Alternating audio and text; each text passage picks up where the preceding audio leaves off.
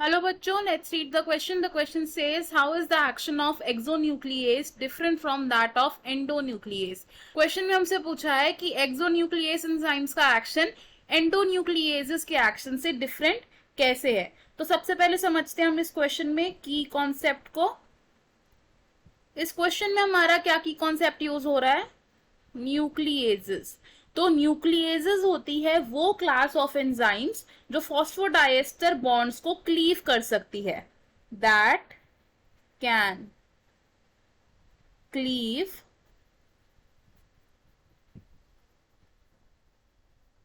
Phosphodiester bonds. और ये phosphodiester bonds कहां कहां पर प्रेजेंट होती है? इन न्यूक्लिक एसिड्स। और न्यूक्लिक एसिड्स का एग्जाम्पल क्या है? डीएनए है। अब जो न्यूक्लियेजेस होते हैं ये दो कैटेगरीज में डिवाइड होते हैं। ये दो कैटेगरीज कौन कौन सी हैं? एक्सोन्यूक्लियस एंड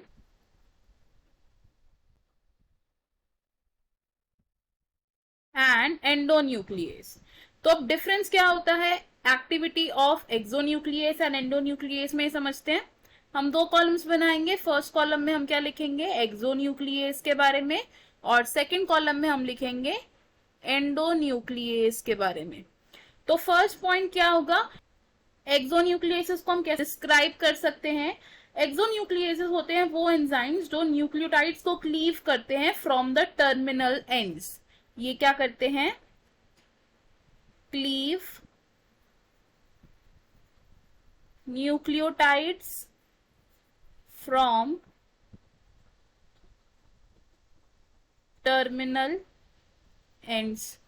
और एंडोन्यूक्लियेजेस क्या करते हैं? ये स्पेसिफिक पॉइंट्स पर क्लीवेज करते हैं न्यूक्लियोटाइड्स की। Cleave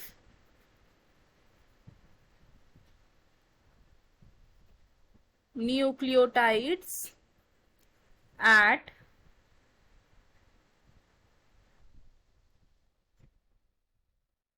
specific sites. और ये साइट्स टर्मिनल साइट्स नहीं होती हैं। सेकेंड पॉइंट क्या होगा?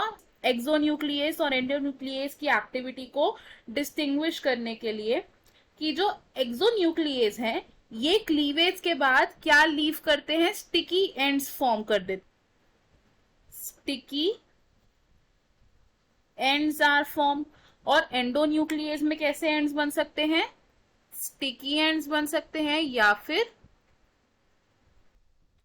ब्लंट एंड्स बन सकते हैं। अब एक्सोन्यूक्लियस कैसे एक्ट करते हैं देखते हैं। तो लेट्स से हमारे पास क्या है? ये डीएनए स्ट्रैंड है।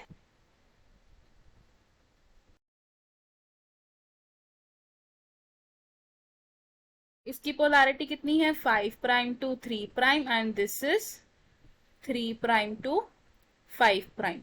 तो एक्सोन्यूक्लियस के एक्शन से क्या होगा? From one terminal nucleotides cleave होना स्टार्ट हो जाएंगे। और एक्सोन्यूक्लियोटाइड के एक्शन के बाद क्या होगा? न्यूक्लियोटाइड्स क्लीव हो जाएंगे from the terminal and. And नीचे क्या रह जाएगा? स्टिकी एंड्स रह जाएंगे, क्योंकि इसने क्या किया? एक ही स्ट्रैंड पर क्लीवेज कर दिया, जिसकी वजह से स्टिकी एंड्स बच गए। और एंडोन्यूक्लियेजेस में एक्शन कैसे होता है? तो लेट्स से ये क्या है? डीएनए स्ट्रैंड है जिसकी पोलैरिटी क्या है? 5 prime to 3 prime and 3 prime to 5 prime.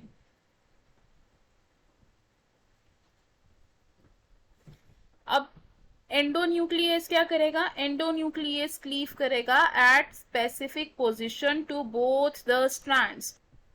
और एंडोन्यूक्लियस की एक्टिविटी के बाद क्या होगा? कुछ इस तरीके से ब्रेकेज हो जाएगी।